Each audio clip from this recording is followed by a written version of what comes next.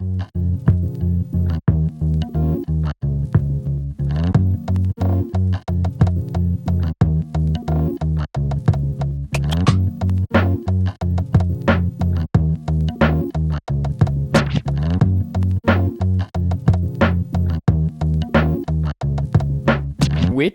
two Canadian cities made their NBA franchise debuts in 1995? We need both answers here. Say the question one more time. Repeat it. Which two Canadian cities made their NBA franchise debuts in 1995? Okay, that's going to be the Toronto Raptors and the Vancouver Grizzlies, which have since moved to Memphis. Should have never doubted you. That was right on the money there. I know. Damn. You were paying attention in 95. Okay, whoa. Great. Okay, that seemed like just an assault on my age. Yes, I have memories from 1995 because I was 4 years old. But I don't remember that happening. I wasn't like tuned into the Canadian sports world when I was 4. It's like 2 years before I was even born. You were locked in. You were like, you already had your notepad out. Yeah. It was a big day. Yeah. No, we are here. What a way to come back. To talk about a lot today. We have a lot on the agenda, but we don't need to get into it right away. We did already talk about Tiff on the Intercut podcast. We did, yeah. And I was now we're thinking, talking about it just us. Yeah, I was like, we could technically submit that as our Tiff coverage for next year, but for sure, I don't think that would. Yeah, a guest spot on another podcast really counts. This happened last year too, where it's like I feel like I've exhausted all my Tiff coverage because I did that podcast, I did my own video, we're doing the Carscast. Now, probably not the best thing for you to say before we do a podcast about Tiff you're saying, I feel like I've pretty much said it all. Well, no. That's the thing, though, is that like the YouTube channel, it was kind of like shooting through them. Intercut, it was just the best stuff. And today we're getting into everything. But not like in-depth everything, because that would also take us that would forever. Take forever. But, it's not gonna. We're not gonna take 5 hours of your time. We're gonna try to keep this to like the normal brisk cast incisiveness. Yes, that's what we're going for. I am gonna see if we have any questions for later in the episode, not right now. But the better question is if we have any listeners. Yeah, I know. Yeah, any fans left? But I guess, what should the intro be? What's been going on in the world? We met a couple Carscast people. We did. We did. Stella. We met Stella. We met some other guy. I don't know if we got that really guy's name. Nice. He was nice. Yeah. He was wearing like a Ken shirt. Yeah, a lot of nice people that we met at TIFF. Like, such a great community, the Carscast fans. Yeah, it was another great year. I mean, how did you feel about this? A lot of Carson Runquist fans as well. Well, I don't know about that. How'd you feel about this year's TIFF? I mean, I don't care that much about the actors showing up. Yeah. I needed to say showing up. The actor, they're people, right? Like I didn't. It's like screw. You're like, them. I don't care. Movies would be better without them. Yeah. No, but so I know some people were disappointed in that, and obviously there's good reasons as to why they were not there. Yeah. So for me, it didn't matter that they weren't there for my experience of the film, since I just come to watch all the films with the press pass for free. Right. Exactly. So that was cool. And then our friend of the pod, Brandon, was the gaffer on a film that premiered there that we saw. Yeah, that did make it kind of special, was the fact that, we got to see it. We got to see something that, like, our friend was, like, a part of. Friends, I should say. It was a whole section of the credits that was, like, basically just our entire friend group in college. Yeah, so that was fun. And then I also went to the after party for that. Yep.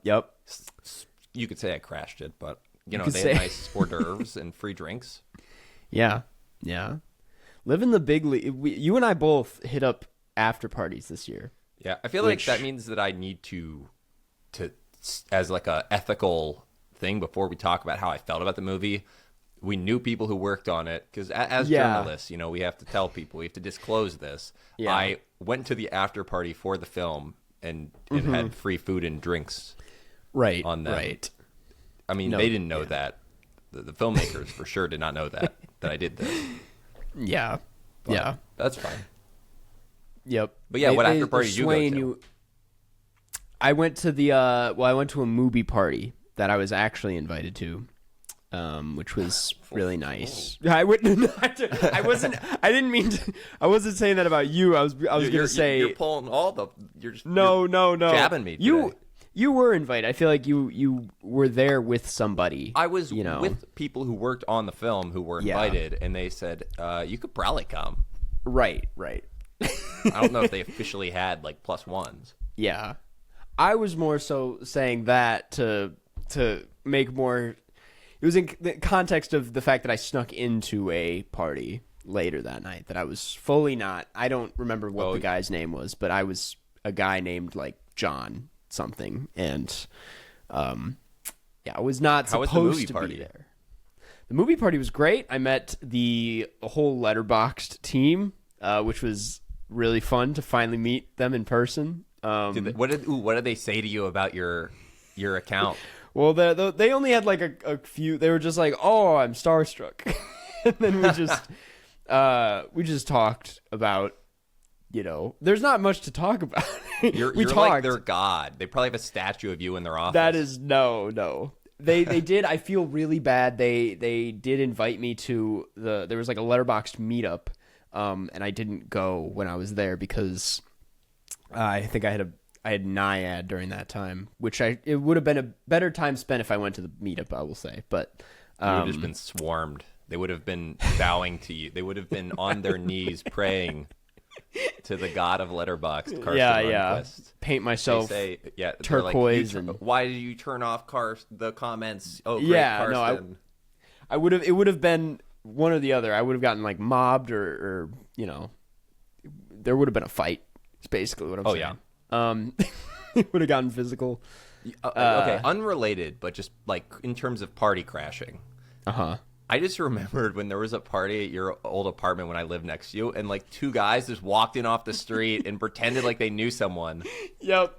Dude, it was I forget it was two guys, or I remember it being like two middle-aged women, like two women in like. Oh, it was. Like, you're right. Yes. Both and like then there 40. Yeah, and they were Yeah. I knew they and were. And we were like. It was so weird. They just kind of stood there for a while, and we were like, "This is not the college party." I was like, I'm the oldest person here, and was like 27 or 28.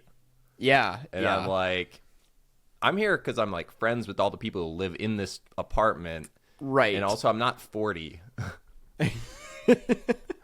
Like, what did they expect? What? I know. Like, what age appropriate? The chances of that party being age appropriate for them. No, very low.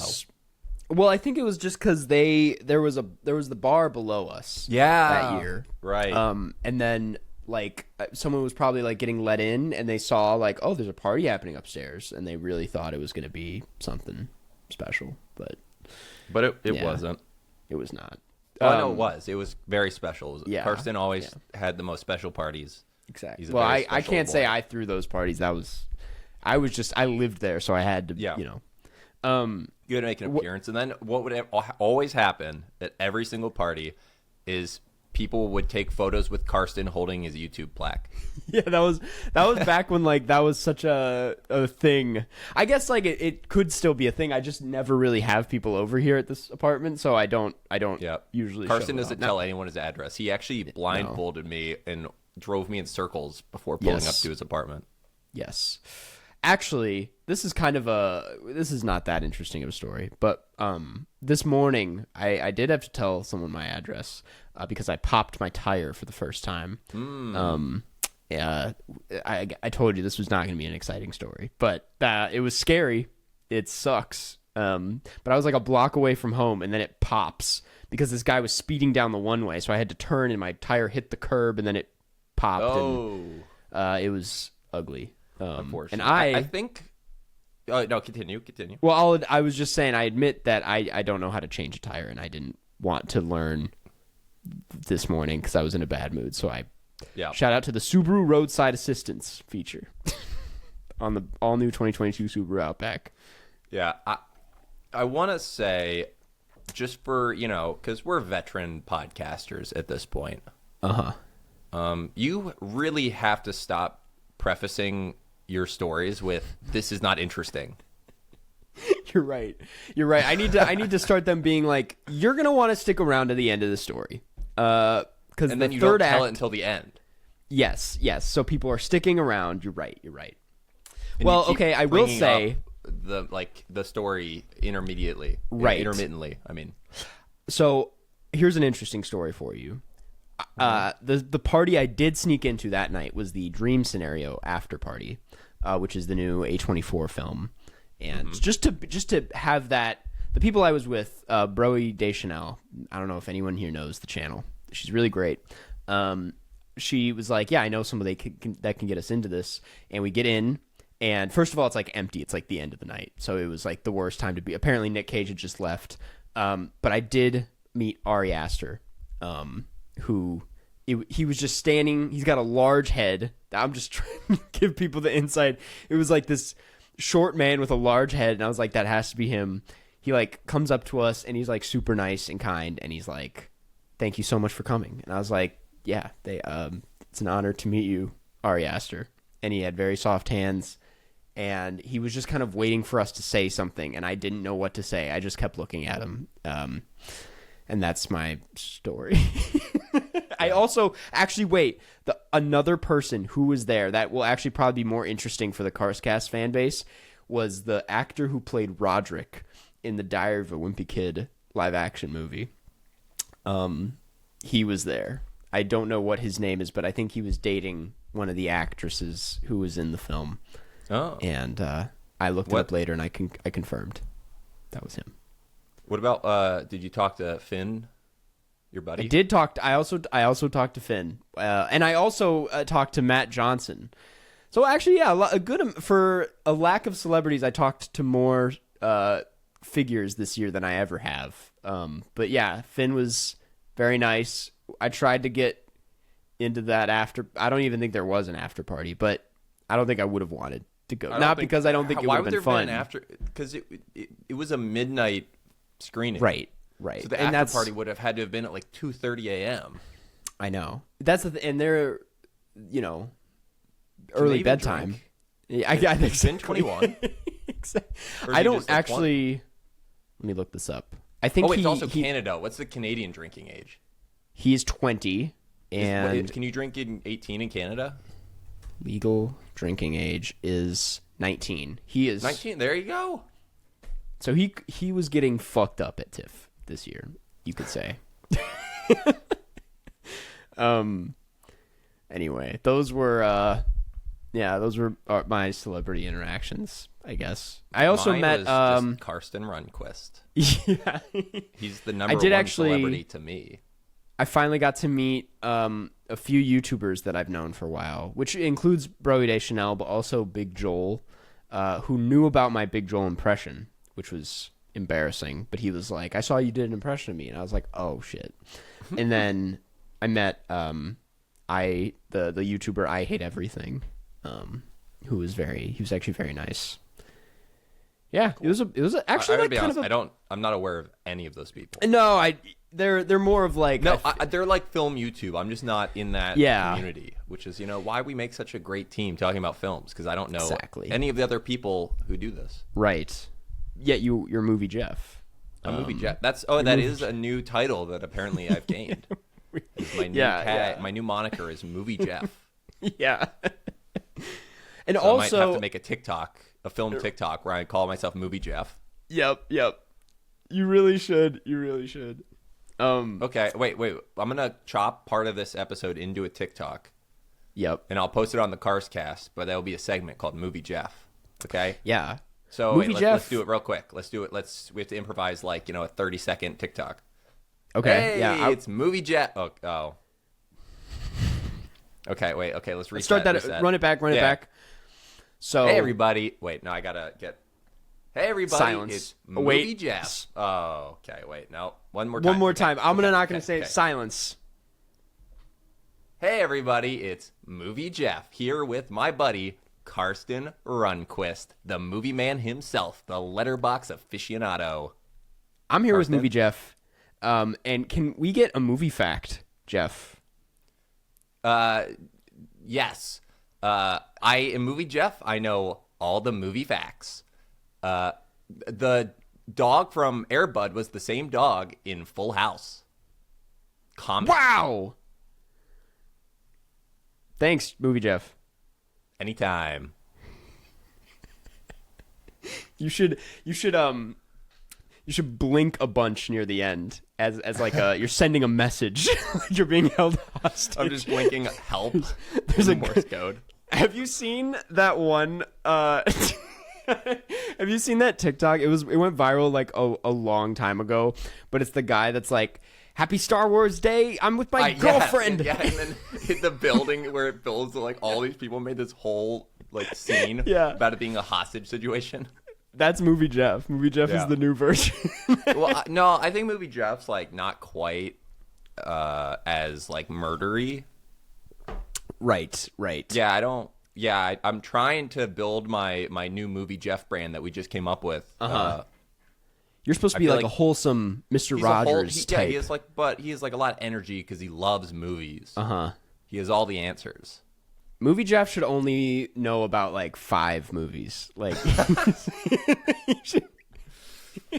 he's like never. He's like, this one kind of reminds me of Beautiful Day in the Neighborhood. This reminds me of Osmosis Jones. Yeah, and he always references those no matter what. This is like that scene in Osmosis Jones when the pill guy shot the pill and killed the bacteria. Yeah. Movie Jeff. Well, wait, we need like a theme song for Movie Jeff in the beginning, like Movie Jeff. Da da da da. Yeah. All I can think of is like the sound effect of like the movie that's like. I like that. But it's like when you open your mouth, that sound comes out. I don't know. When I open my mouth, the film reel should come out. Yeah. And it's like popcorn and shit. That's like what 90% of movie channels on YouTube are, though. Is they're like movie guy, and it's like, shit. It's like, what are we doing here? Did you have any interactions with like people who were also accredited press that were like kind of weird? Yes. We don't need to go like by name. I don't want to talk about. I would love to talk about it, but I don't think I should. Not on the pot. You don't want to. I think this person will see it. There's a small chance. Then we will not go into it any further than that. No, I mean, not for reasons where I'm like, oh, it'd ruin my connections, but no, you don't want to make them feel just bad. don't want to embarrass a more myself genuine, make it awkward. Yeah, it's more genuine reason, and that's why you won't talk about this person, my interaction with one specific person that will not be named. Anyways, let's move on to the films. Sure. Or do you have something else you want to say? We really do have a lot to go through, so we might as well kind of bust through them. Yeah. So I'll start just because I was there earlier than you because I'm Movie Jeff. So obviously I like film more than Karsten because I showed up before we know the festival. this. Yep. So, of course, first day of the fest, September 7th. I get my pass in the morning. And first thing I go see, a real crowd-pleasing, warm film, The Zone of Interest. That's what you started with. Yeah. That was the start, which is, for anyone who does not know, Jonathan Glazer directed film about the Commandant of Auschwitz. Yeah. It's a slice-of-life film Yeah. about the essentially the director of the Auschwitz concentration camp.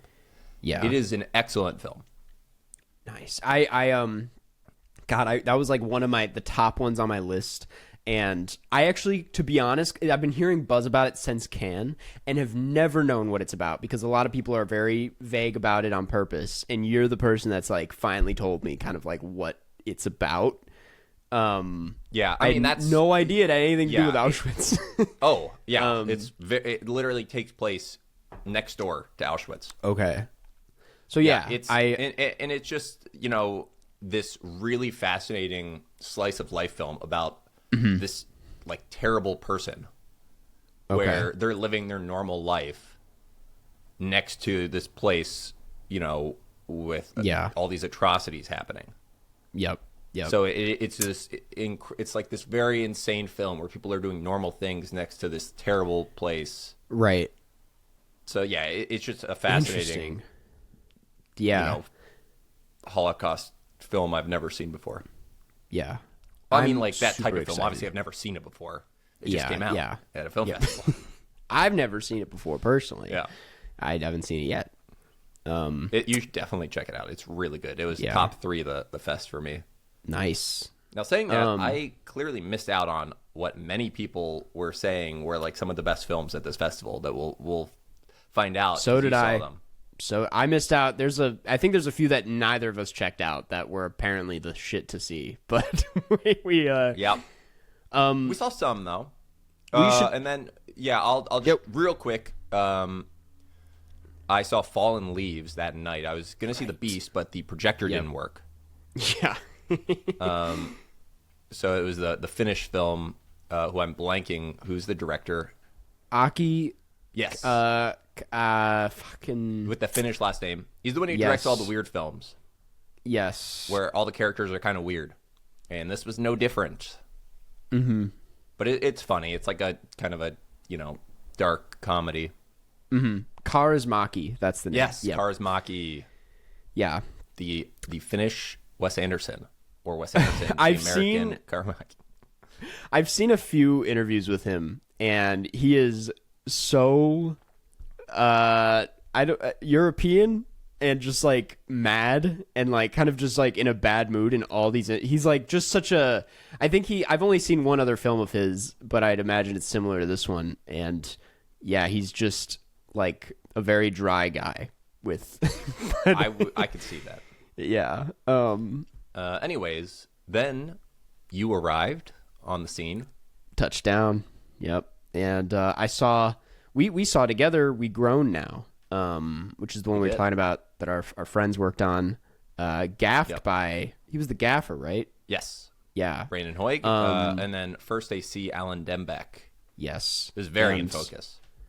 I honest this makes me terrible, but I don't know what Nick did, but I think he was. Was he best boy? Was he best boy? Yep, best boy. Yep. Okay, yeah, electric. I didn't remember what he did either. Yeah. Wonderful DP Nicholas Emanuel, who did not shoot. He was not the DP of this. The DP of this film was Scola. Also the DP of Sing Sing. Yes, who did which I will say I think might be, maybe I'm speaking too soon here, but 2 of the best shot. I think they are. My camera turned off briefly, but I think they are the 2 best shot films of the festival. So good for Pat Scola. But yeah, that is actually a insane statement by you. Like that's just a blanket. He's a really talented cinematographer. Yep. They look great. I will say I talked to him for a little bit at the We Grow Now after party, and then right when I was leaving to go see Nickelback perform live, no one else wanted to go with me for some reason. Yeah. So I left them. He accidentally missaid Alan's name, and then as I was walking away, he blamed it on me. He's like, didn't you know he just called you something else? And I was like, I walked back, and I'm like, no, I didn't. Classic. He was my boss. Like, I know his name's Alan. And then he's like, Pat was like, I don't like this guy. Hey, classic Matt Scola. Exactly. Yeah. Exactly. Take that, Matt. We Grown Now. I think we both really liked it. I did see Nickelback. You did see Nickelback. Okay, yeah. We Grown Now. We really liked it. Amazingly shot. Like, almost to a point where you could say like it takes over the story of the film, but personally I was still very moved by it, especially the second half. I liked the beginning and the end. I just thought the middle dragged a little bit. Mm-hmm. But it's still worth watching for sure. Yes. I hope it gets picked up. I haven't heard much about oh, actually, I think wasn't it already Sony? I could be wrong. Unfortunately, anyway, I'm not distribution, Jeff. Yeah. That makes me sound like a drug dealer. Did you distribution, Jeff? Distribution, Jeff. Different kind of TikTok. Did you see the Nickelback documentary? No, I just saw them perform afterwards because it was during We Grow Now, I think. Right. Or is it during the after party? I later that night I saw Finest Kind, which we both saw, which was terrible. It's very entertaining. It's entertaining. If you watch it and get some popcorn, like you're gonna have a good time. But it's an absolutely insane film. Yeah, it's so honestly, it is a little because I feel like when I look at like kind of the bad movies now, I try to avoid them because usually I know, and I don't want to waste my time these days. Like, but usually if it's a bad movie that I see, it's like a Disney like live action remake or superhero film or something like that, which are bad in like a boring way. But I gotta say, it was like nice to see a bad movie that was like, was like a bad, like shitty dialogue. Yeah, funny ass plot. Like, kind of, it was like you said, it's like a fun bad movie that I think it's like The Last Boy Scout. Right. And that's kind of what I brought up in my Tiff video, is that like it does remind me of like that's one of my movie Jeff references, The Last Boy Scout. It really reminded me of it reminded me of The Last Boy Scout, that Bruce Willis film with Damon Wayans from the mid 90s or early 90s. The way people talk about like Top Gun being like they don't make movies like this anymore, it's like this is that kind of, that's how I felt about this, and it was a little endearing for a while. But then it just goes into directions where I'm like, this is just not landing the way I think it wants to. And and also there's a massive plot hole that I talked to Zach Shevich about at the Nickelback performance, where I was like, this didn't really make any sense. Like, this never would have happened, even in this bizarro Finest Kind world. Yeah. There's just a massive plot hole. Right. That kind of makes the whole movie not make any sense. Yeah. I thought it was going to be just like a fun movie about a guy working on a boat with his brother. Yeah. It wasn't. Not. It wasn't. But then the next morning we both saw The Boy and the Heron. I've already talked about this, I feel like, a lot, and I don't really... It's great. I thought it was... You have a whole video on it. Yeah, I made a video about it. I thought it was very... It's like exactly what I wanted from I'm not going to say final, but like late stage Miyazaki movie, and thought it was really whimsical and beautifully animated and amazing. Yeah. Jeff, you liked it too? Oh, yeah. Oh, you want Yeah. Oh. Yeah, I don't know. No, I also enjoyed it. I mean, it's just the whole concept of how bizarre the films are. For me, it's like I said this in the Intercut podcast. General children's animation, like, especially in the US, they make these characters that aren't that far removed from real life.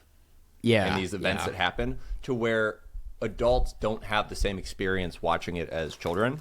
But I think Miyazaki's films, things that happen are things that your brain can't even conceive of happening.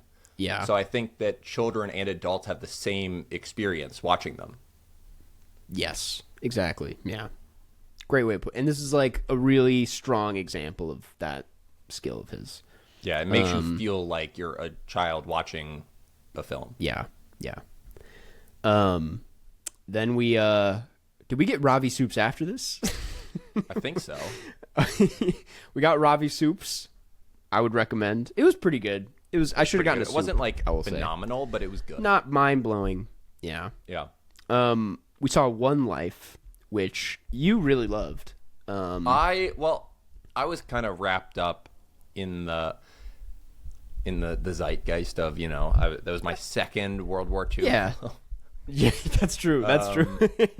But it is a standard British biopic in a way. I mean, I think they played around a little bit with the pacing and the jumping back and forth.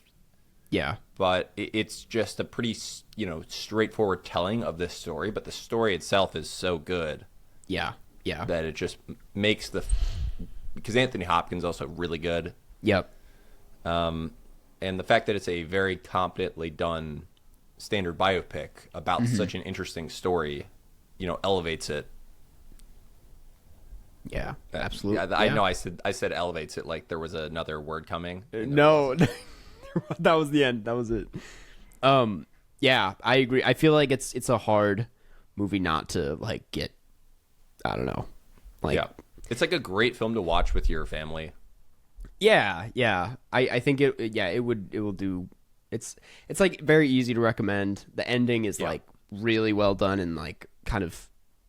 Yeah, like I was saying, I feel like the whole theater was crying. It was crazy. And I thought it was like one of Anthony Hopkins' best performances from recent years. Like, yeah, I didn't see The Two Popes, I'll admit. I haven't either. Arrest me. I've only seen one of the Popes. Yeah. But the Two Popes were in this movie together. It was a Two Popes reunion of him and Jonathan Pryce. But yeah. Jonathan Pryce seems like he has looked the same for the last 40 years. Yeah. Also, I had to watch the trailer for this movie when I was putting together my Tiff video, and they put a big thing of like, and Jonathan Pryce, and he, let me just say, has one scene that is like 5 minutes long. It's but anyway, after that, what did you see that night? Did you see anything else that night? I saw. I'm kind of just going. You know what? I saw Perfect Days the previous night. Right. Which you liked. Which I liked a lot. Yeah. Yeah. Wim Wenders. Yep. Directing a film that's in Japanese. Yeah. About toilets. What more It's can you supposed ask to be for? good.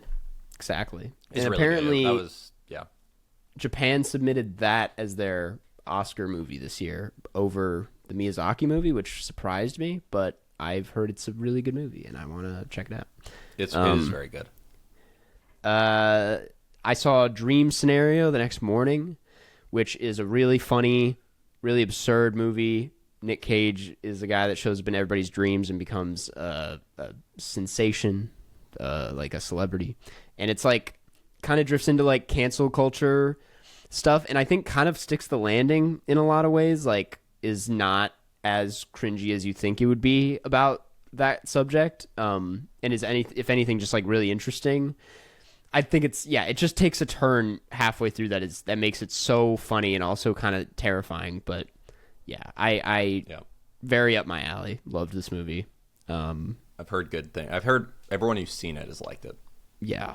The previous night I did see the documentary The Contestant, which is insane. Right, dude. Wait, have been. The story of that is the fact that actually happened is insane. That was one of my biggest misses. I really wanted to see that. Yeah, no, it's one of those things where the documentary is just about something so fascinating that I'll say I didn't really like the ending. It felt a little bit forced that they were trying to like inject meaning into this thing. Yeah. Okay. But just the whole journey of it is fascinating. Yeah. Damn. Okay. I saw Mother Couch, which I was not crazy about. I won't linger on it for too long. It was it's about this mom who decides never to leave a couch in a furniture store, and I thought it was going to be, I think maybe I just had the wrong expectations going into it. I thought it was going to be like way funnier than it was, but it was just really, I don't know. It was very stage play, and like the performances were kind of off and dry and awkward in a way that, like, if I was in the right mood, it probably would have hit home. I think it's like the ending really brought it home for me, and I thought it was a really powerful ending, but for a large chunk of it, I felt like very numb, and I wish I liked it more. But yeah, good Taylor Russell performance, I will say. Yeah. I saw The Holdovers. Yes. Yeah, we'll talk. Yeah. Yep. That was my favorite film of the fest. Me too. It's such a good movie. Yeah. So have you ever seen Sideways, Jeff? No, I haven't. I think I have to now. I feel like it reminded me of like Ishtar in some ways, and just like is two kind of like, I don't want to say loser guys, but like just it's like a similar like vibe in my opinion, which maybe sounds is a like you're stretch. Describing this podcast. Two loser guys who don't know what they're talking about. But have been kind of saying this in my videos that like I love how much Alexander Payne like cares for just the most unlikable characters, because like I feel like Paul Giamatti's character in this is so unlikable, and I've like had teachers like that who have pissed me off so much, but like, and he just like makes them so miserable and like puts his characters in these cruel situations, but then like finds so much heart in them, and this is like one of his most heartfelt movies, like so like kind of like One Life. I'm like so easy to recommend this to like basically anybody, and also just aesthetically it's beautiful, great aesthetic. The fact that it just feels like a film from 1970 in like every respect. No, it was really amazing, and I'll probably. We don't even need to say that much more. You just see it. No, move on. Go see it. What do you think it's going to do awards wise? You think Paul Giamatti's getting a nom? You think for? Best I actor? hope so. You would think it's like one of his best performances. I think it's like I'm not really paying that much attention yet, but like I think it's like locked for like a Best Picture nomination. It seems like the kind of thing that will get like production design and costume, because it's like a period piece technically. Screenplay. Oh, and fucking Divine Joy Randolph. She is incredible in this movie, and I really hope she gets like she was. If honestly, it's like neck and neck between her and Paul Giamatti for me. She was so good. It's just such a like all around great movie. I was thinking it's like probably like a perfect 5 out of 5 for me, but I have to see it like one more time. But I'm like, this is just a warm blanket. I saw Sing Sing. Warm from heat, not from piss. Not from piss. No, not. Let's make that clear. Yeah. I saw Sing Sing, which was really great, really well shot. Amazing Coleman Domingo performance. Got picked up by A24, which was exciting and, good for them. Really like kind of like a little crowd pleasy, but not in a way that's, ever obvious. You're just kind of, you feel good about a lot of it. I don't know. It's just, it's an all around like really well made film that felt like really unique for a prison movie, in my opinion. And great acting. I saw Next Goal Wins, the world premiere. Yeah. Which it started with Taika Waititi at the podium, and then he kept punching the microphone on purpose. Yes, because he accidentally hit it once, and then he just started punching it for like 30 seconds straight, and then it broke. Oh no! I think they fixed it though, but they had to bring him out a actual microphone because the one on the podium like stopped working briefly. Wow, that's funny. Yeah. Which that film, the story is really fun. It very acknowledging of the fact that it's only partially true. But it's just like a fun, crowd-pleasing sports film where nothing bad happens. It's just like, this is a thing that kind of happened. Yeah, they were just a terrible team. Yeah, it's just a fun movie. It's not. It's very shallow, but very fun. I'm excited. I've been looking forward to it. This one I will say close to nothing about, but I saw Knox Goes Away, which is the Michael Keaton directed Hitman movie that is so bland and dry and like, it was boring. It was fine. The Midnight Madness Hell of a Summer screening. Yep. And it's like a very the atmosphere was really fun. Yeah. The actual film, it's decent. It's like a very conventional teen slasher horror comedy thing. Yeah. It could like that's I had fun. They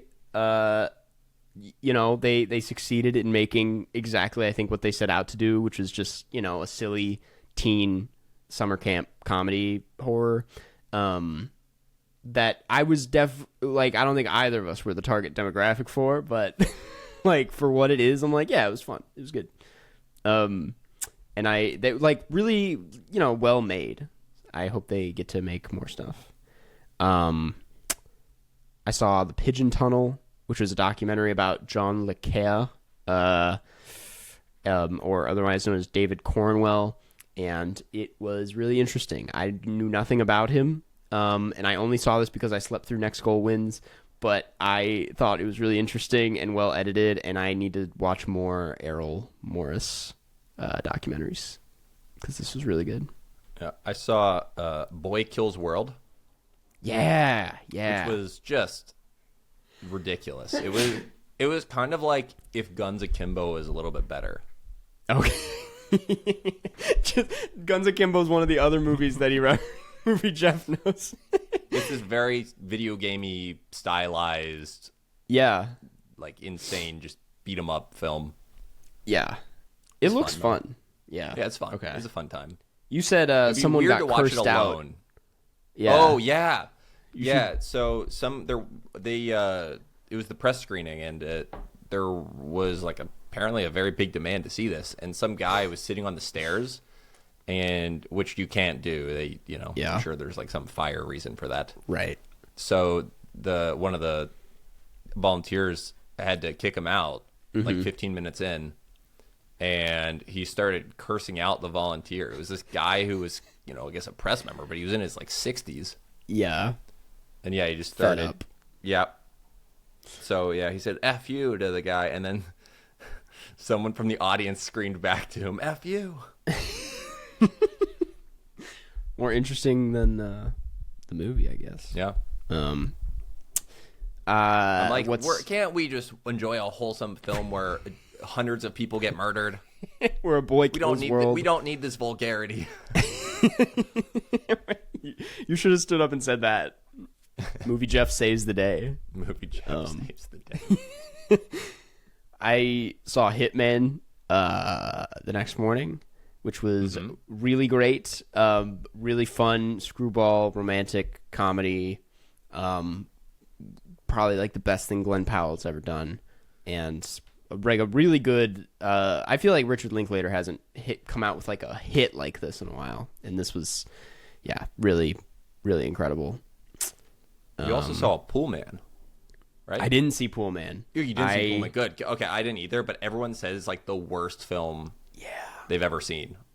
I had like a dream about Pool Man the other night, and I haven't even seen it, but I like dreamt about like what it was, and it was... Well, your dream was probably better than the film. The reviews. I would be lying if I said I wasn't curious. I am extremely curious about Pool Man, but I was like, it's not worth getting up at like 7 in the morning for. You did see Aggro Drift, though. I did, which I liked compared to everybody else. I thought it was... I think it's because I wasn't taking it as seriously as everybody else, which but at the same time, I think took it more seriously. I know that's moving on. I thought like it was beautifully shot and thought it looked incredible and thought that what it was trying to do in like when you like step back and like look at it next to everything else, I was like, I respect the approach a lot and like admire this. I think it's more interesting than a handful of things I saw at the festival. And I also thought that like the stupidity of the dialogue and like the plot being so thin and I just like was like, if you just kind of like let loose. It's called Aggro Drift. Like what do people expect? Yeah. Like it's clearly playing off of this fake... I mean, I didn't see it, but it's... Right. It's very clear that it's stylized as a joke. Yeah, it's like this over-the-top... It's going to be like an over-the-top stylized thing that's intentionally bad in a lot of ways. Exactly, yeah. And it was... the letterbox chart is just insane. It's just a flat line. It's a flat line.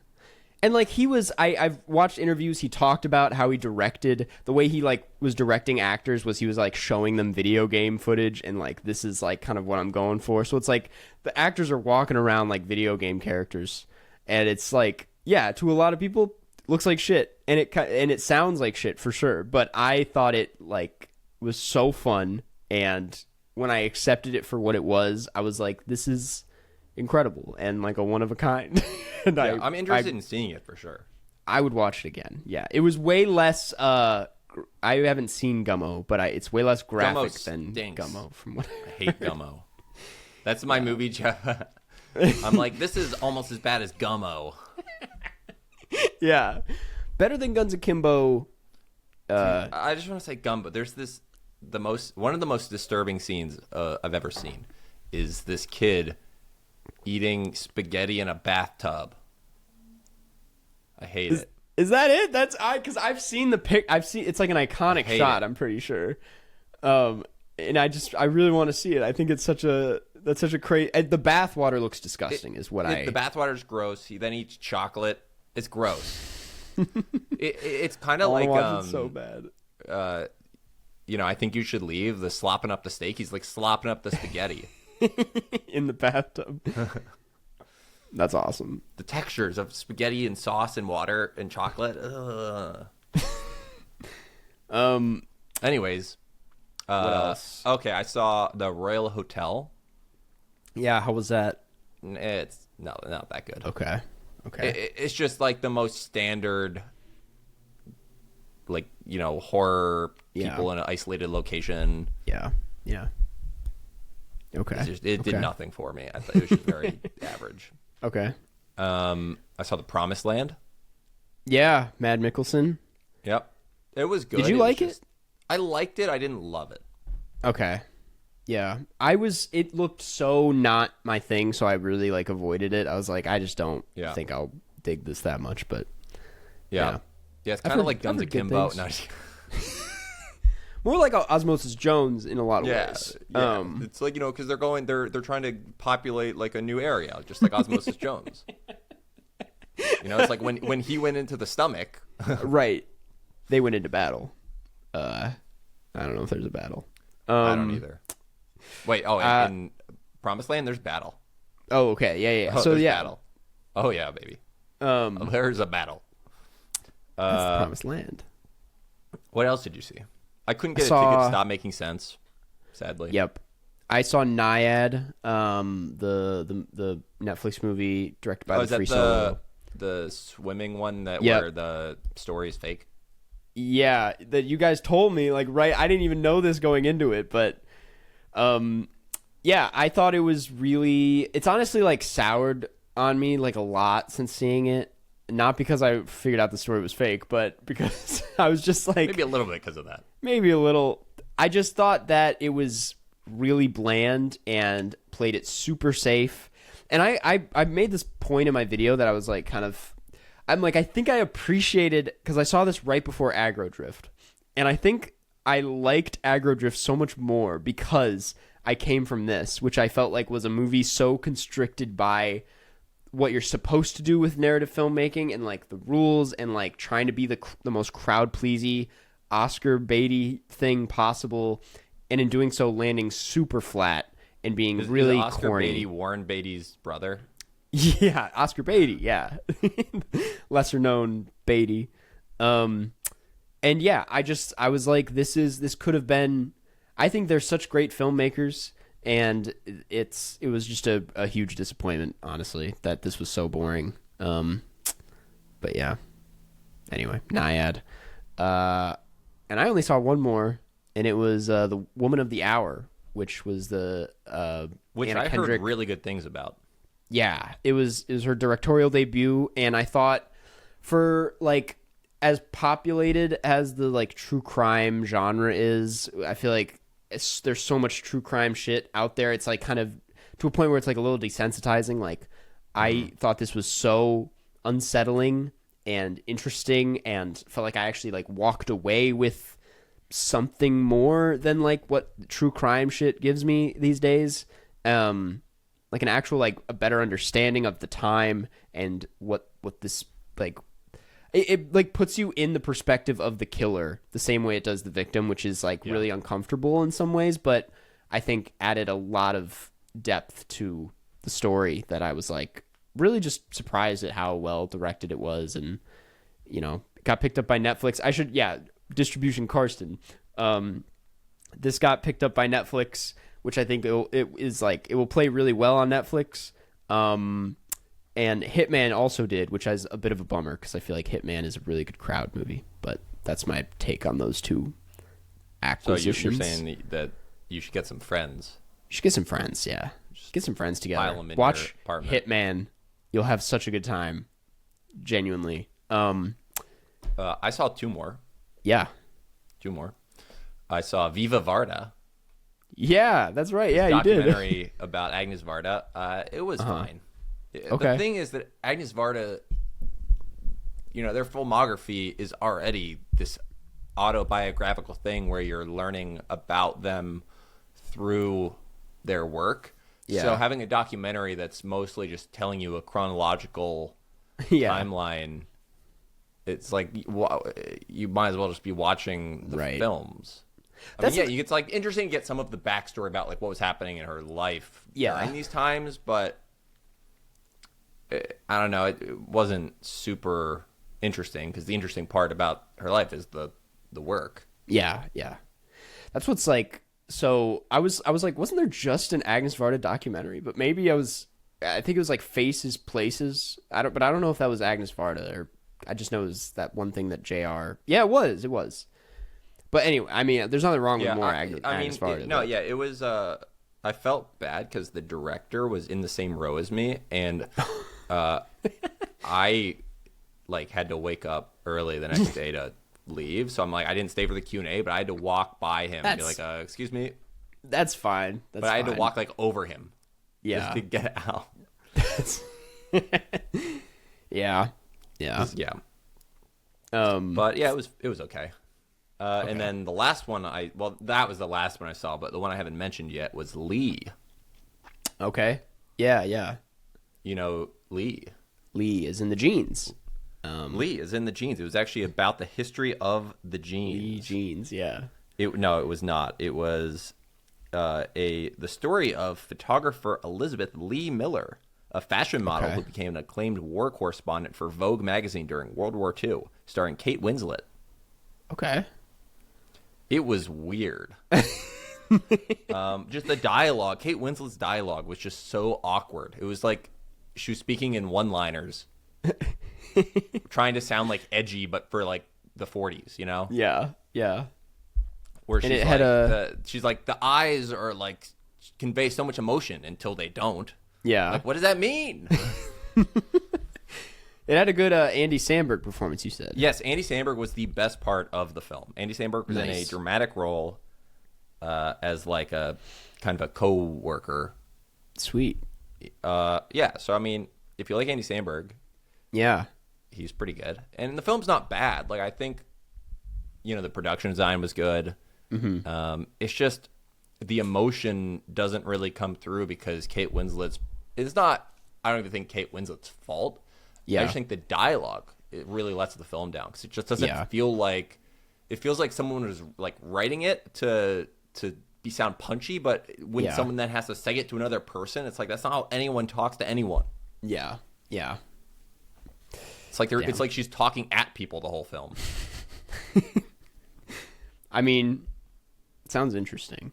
I'll at least check it out. At least. I'll give it the old college try.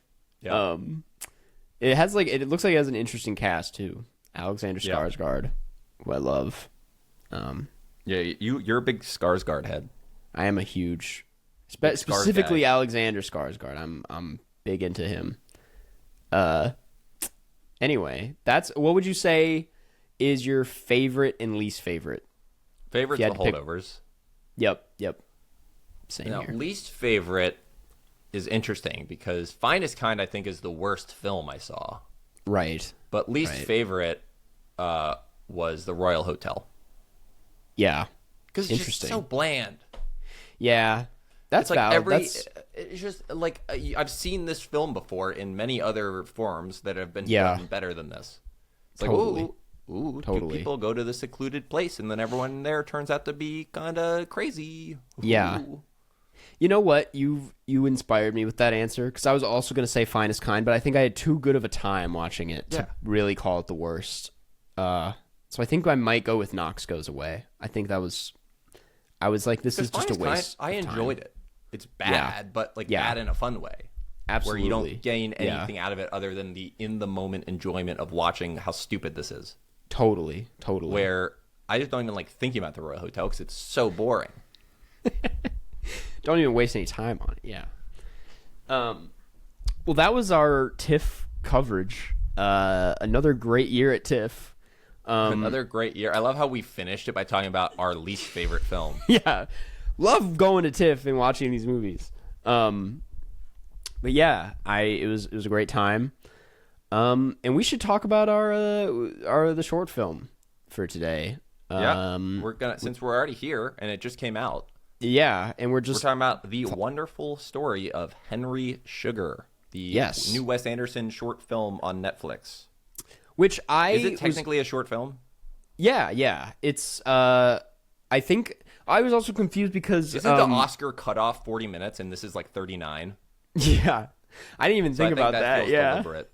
I didn't even think about that. Yeah, so I think the Oscar cutoff for short films is 40. I think. I know this is one of 4 shorts he's putting out for Netflix that are all adapted from Roald Dahl stories.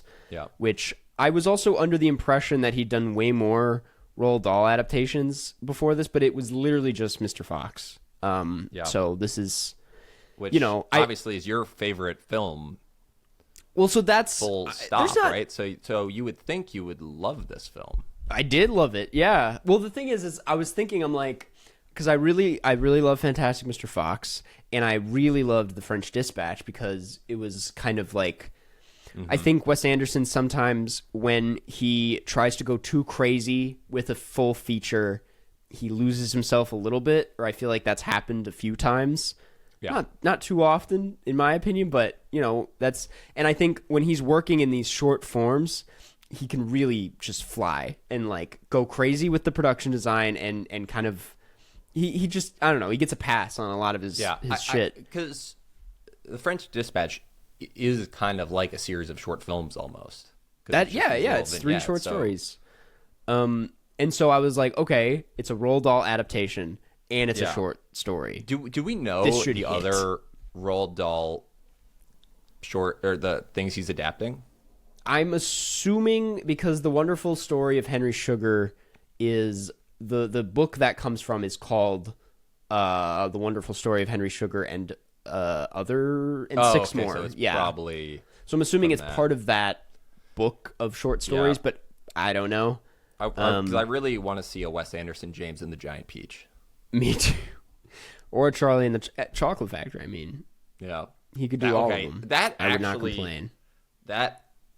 If you had a full-on feature-length Wes Anderson, Charlie and the Chocolate Factory. Yeah. Incredible.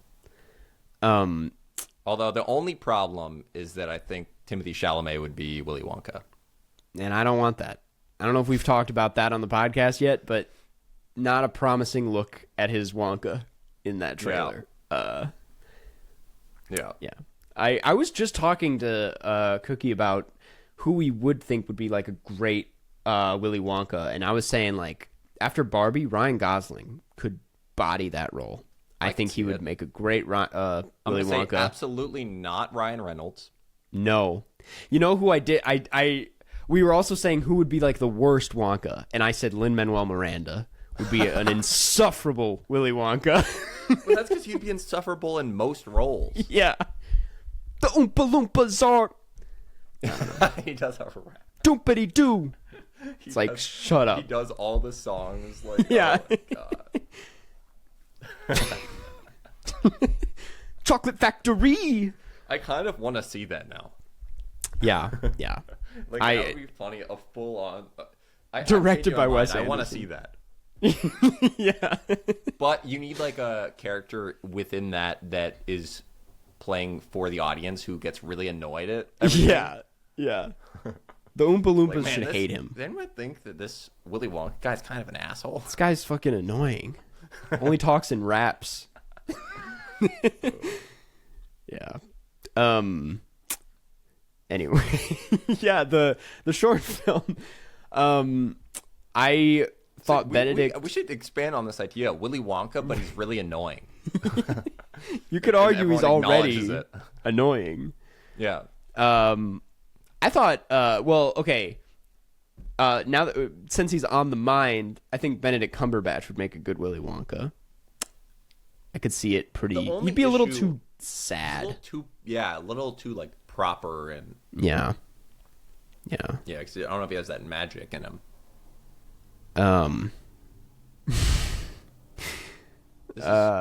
Who would be bad? Mads Mikkelsen. Wait, that's so good. That's so good. He would be so funny. I wouldn't like Tom Hanks as Willy Wonka. The problem is if it was Mads Mikkelsen, I don't think any of the characters could conceivably like not listen to him, right? Like they wouldn't wander off. They'd be like, no, we're ready. We're doing whatever you say. I don't want to get on your bad side. Yeah. Tom Hanks would be annoying. He'd be annoying. Steve Buscemi. Steve Martin. Steve Martin would be great. Oh my god. Oh, you know who would... Martin Short would be so annoying. It would be so good. Either like Martin Short as Wonka and Steve Martin as an Oompa Loompa, or the other way around. Yeah. You know who would also be bad? Kevin Hart. Kevin Hart. Kevin James, in light of all the pictures. Yeah. I think Taika Waititi would be pretty bad as Willy Wonka. Yeah. I think that would be, and I don't hate him that much, but that would be pretty. Oh, fucking Paul Giamatti as Willy Wonka. I told you not to go. I don't know. Yeah, he'd probably do like an over-the-top accent. Yeah. In my chocolate factory. That's the worst. All right, Paul Giamatti. I got one. Let's do it just to end this segment because we're just naming. We're just going random actors. Yeah. Let's you come up with one final name. Anthony Hopkins would be okay. That's great. Yeah. Well, I'm saying bad. Frankie Muniz. Oh. While we're talking about Paul Giamatti. Yep, that's how I came up with that one. Fucking Liar Liar Base. Is that the movie? No. Yeah. It is right? Liar Liar? Or was that the... No, that's the Jim Carrey movie. Big Fat Liar. Big Fat Liar. Yeah. That's basically Willy Wonka because he turns blue and it's like Violet Beauregard. Yeah, you're right. It's like the same blue, yeah. It's like the same movie. Yeah. How are we wrapping this? Oh, we didn't even talk about the short film that much yet. I mean, so that's the thing, is I don't know if I have a ton to say about the film other than it's like reading a kid's book. Like it's like reading a storybook. Like a pop-up book. Yeah, and I really enjoy all the movement of the background. Yeah. Continue. Yeah. No, I really enjoyed watching it. I want to watch. I would happily watch it again.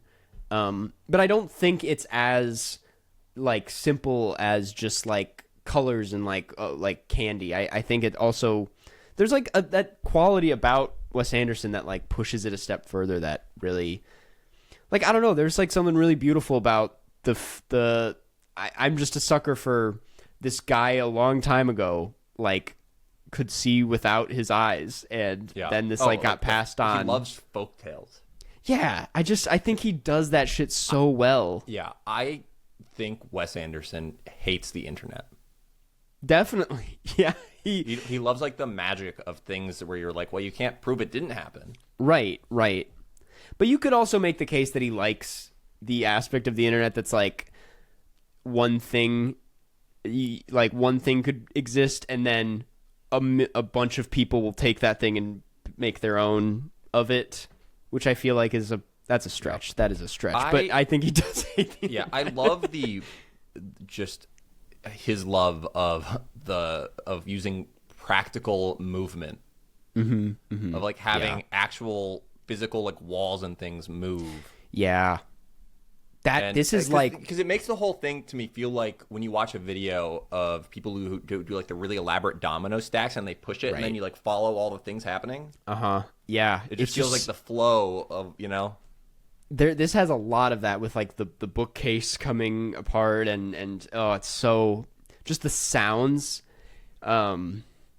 Yeah, no, I really just enjoyed watching it a lot. You know, it's this thing where he somehow changes the set, but it's because the set moves instead of the person moving. So he like changes the scene without the actual characters moving, which is crazy. Yeah.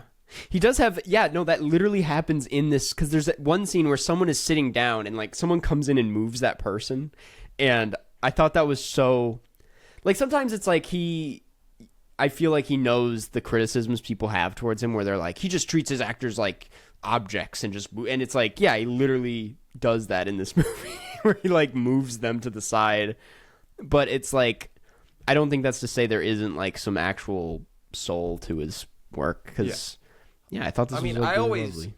felt like he uses the general vibe that actors give off rather than having them do anything too elaborate performance-wise, you know? Yeah. Because if you look at people, you have, you know, and also you hear like the way people talk. It's like they have vibes that they give off that you can use that. And I don't think that's any less valid than having someone do some dramatic performance.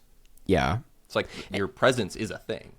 And I also think like a performance can be like moving and get a certain emotion across without being the like traditional over the top dramatic performance, you know. And I feel like you know, one of my favorite film is The Life Aquatic, and Bill Murray's performance in that is this classic, you know,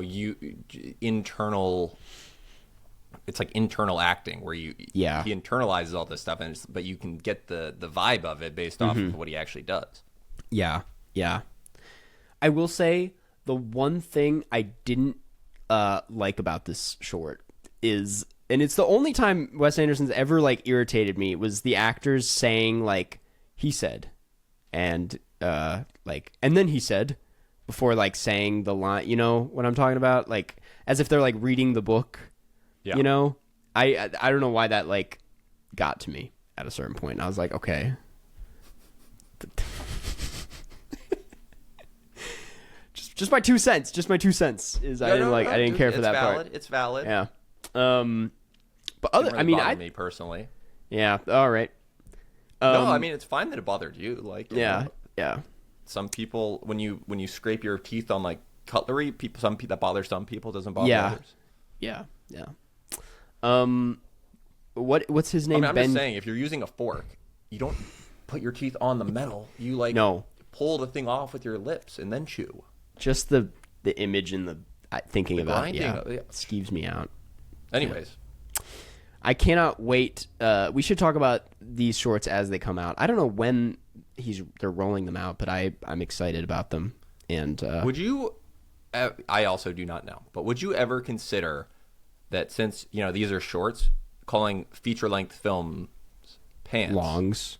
Oh, pants. I'm going to see a pants today. Yeah.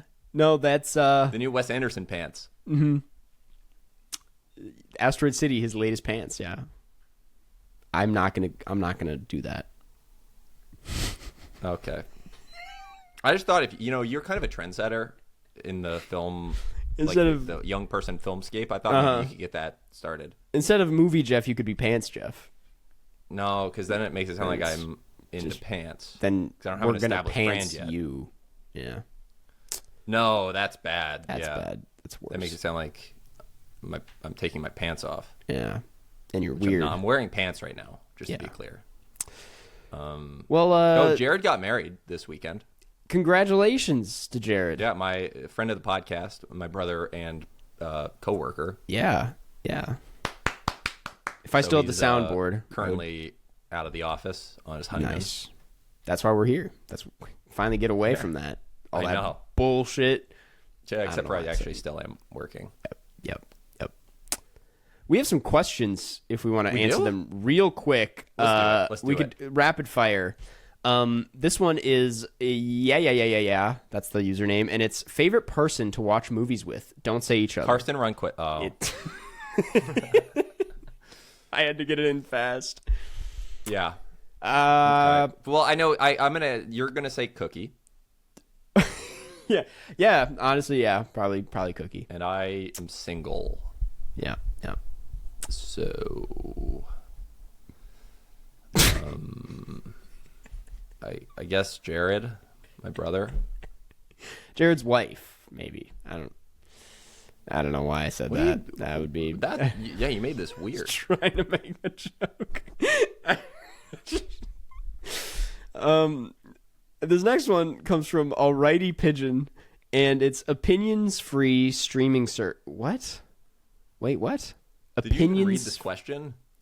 Opinions free. Yeah, I haven't read these before. Opinions-free streaming services such as Tubi or Pluto. I'm assuming. Oh, it's asking what are our opinions on free streaming services like Tubi or Pluto. I have watched maybe like 2 things on Tubi before, and it was like a good experience. Like I kind of enjoy Tubi. They have a lot of things that you can't find anywhere else, which is surprising. But yeah, I don't really use them because my family's big enough to where they all pay for like 2 streaming services each, and I just have them all. Exactly. But I mean, I'm sure it's like if you don't want to pay for something or can't, it's probably tremendous. Yeah, exactly. This one comes from I forgot how to pronounce it again. Tig2341. Yep. Carson, what was your training like for your triathlon? How did you keep yourself motivated and also prevent overwork and injuries? Congrats on finishing. Maybe soon you'll be like Cody Co's second channel, Cody Trains. We need a Karsten Runs quests where you exercise and complete various goals. I'm gonna say Cody Co's. What? Yes. Sorry. I was gonna say Cody Co's channel. That training channel is what inspired me to do it. It's a great channel. Cool. He did an Ironman though, which I did not do. But now I do want to say you technically only did a biathlon. No, so a biathlon is if I only did 1, 2. But they call it a duathlon because it was bike run, and they canceled it because of weather conditions, which really bummed me out. Swimming. But yeah, the swimming, which obviously is your strongest part. It's my strongest. But the thing is, you could have been a professional swimmer. Could have been. I'm still a little satisfied because earlier that week I signed up for like a practice swim that was the distance that I would have swam that morning, just so I wasn't going in completely blind. And so I did. I'm telling myself I swam that distance in the lake, but I didn't do it consecutively in the order of the day. No, but there's nothing I could have done to prevent that, and I'm bummed about it. But maybe next year. You should do another one. I'm planning on it. To answer that question is I actually did have an injury that I'm actually still not completely out of, but I've messed up my knee. My right knee has been messed up for maybe like 6 months now from climbing, I think. And because I'm such an idiot and I can't stop climbing because I think it's so fun, is like I was messing it up, jumping on it and bending it, and so I like couldn't run for like a good chunk of my training, and running is the thing I needed to train for. So I just took it very easy and then went really crazy for like 4 weeks training, and then ended up being good enough. But nice. Yeah, I will say if you have an injury, you should not work out on it. It doesn't help. That's unless you're like swimming. Wisdom. Swimming is actually okay for it because you're not putting a lot of pressure on it. For your knee, not some injuries like rotator cuff. Swimming would be terrible. Terrible. Yeah, that's that's especially true. Not all injuries. Yeah, Jesus. Like, God. just screaming. Anyway, Karsten Runs Quests is a good name for a training channel. I should get on that. Yep. Or Runs Quick. That's better. But that's kind of putting you kind of in a tight spot if you don't run that quick. You have to run quick. I run pretty slow. So anyway, Carson swims quick. That. We'll go to Chartable now and read a review. If we have any. Does Chartable still exist? Chartable does still exist. It's a terrible website, but it's like the best awful. way to find these reviews. This one, I don't think. If anyone from Chartable's listening, good work, guys. Thanks, guys. I don't know if we've read this one before. It came from July 15th, which I think was after the last episode. Does it say where did you guys go? Yeah, it's from Infinite Pro from Australia. Subject line, massive fan, 5 stars, and it reads, "Hey, massive fan here. Just wanted to tell you guys that your podcast makes me so happy. I'm currently struggling as a single mother, and I love films. I found Carson about 2 years ago and have watched every video of his, and this show is another great thing to take my mind off the pressure. I love you guys so much. Your humor, your taste in films, and Jeff's jokes make my day. Heart." Thank you so much, Infinite it makes Pro. Me feel good that we're putting out another episode. Yeah. Thank you so much. Thank you. We do it for you. Well, we haven't still do it. Done it in a while. We're gonna try to do a little more. We should try to do it more. Thank you. And if you want to be a part of the next episode, you should leave a review on Apple Podcasts or wherever you can leave reviews. Next up, we like to announce next week's movie. We never did episode. Indiana Jones. We didn't. I actually still never saw it. It's not, I felt when I did see it, I was like, oh, I hope Jeff doesn't see it because it's not good. I'm gonna see it just because I like the franchise. It's fun, but I'm sure I don't have high expectations. Yeah, it's a good Cars Cast movie. I will say it would have been a fun Cars Cast movie, but next week, depending on when these short films come out, we could just do the next Wes short film. Yeah, do you know, is there a schedule for when they come out? I don't know. It doesn't say release. Okay, so our real answer is we do not have anything set in stone yet. Yeah. But we will. Yeah. I think they come out. Wait a second. Wait. I'm going to Netflix right now. Wes Anderson. It's out now. Oh, they're putting them out one day at a time. Wait, what? Yeah, the next one came out already. This today. It did? Yeah. The Swan, and then tomorrow, the Ratcatcher comes out, and then on Saturday, Poison comes out. Oh, so they're cool. they're just busting them out. So damn. You wanna come to Milwaukee and watch them? Yeah, I can't this weekend, but next week we should just want to come up here. I would love to. I actually I got a projector. There's some fun stuff to do in Milwaukee. We can go to a brewery. We can go to a brewery. A Guinness brewery just opened up in Chicago, and I am trying to hit that up. Yeah, I also need to come down to Chicago to hang at some point soon. You should. We'll talk. We'll talk. Next week we're gonna bust out all 3 of these shorts. I'm gonna say it. I'll say it. Yes, that's a great idea. Let's just get them all out. We're gonna have all seen them by then. And they're shorter than this one. The next one's only 17. But we'll see the exact day that we'll do this, TBD. But it will be by the end of next week. Yes. And lastly, we want to thank the patrons who are still around. Yeah. I would not recommend becoming a patron, to be honest, because we have not fulfilled perks. But if you would love to support us for no perks, become a patron. Yeah, we probably should just change it to be no perks. Yeah. Well, yeah. But we do still read the names, I will say, which is I'm going to do right now. Starting with whole heart into this. Thank you. Anson Contreras, Camilla, David Borslow, David Sir, Hout Vitesse, Jared Armstrong, Jaden Alexander, John Van Hout. Let's change the Google search results for PTA. Leavin, what should I change this to? Monroe Page, Riley Oss, Stella Perry, Wes Kinley, and Zoe Hernandez McDonald. Thank you, lads. This was fun, Carson. Now I remember why you used to do this. It's a blast. Every time it's a blast. This is a long episode too. We really gave him a comeback. 80 minutes. Thank you guys so much for listening. I have a new. I'll have a new video on actually my Tiff recap. If you want some more thoughts, even though I don't really say. I don't say that much more in the video. But yeah. Are you gonna do a video on these Wes Anderson things? I thought about it. I don't think so. I talk about it in my what I watched this month video, but yeah.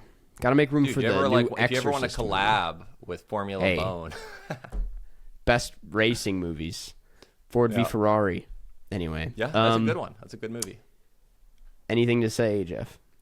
Catch you on the flip side. Catch you on the flip side.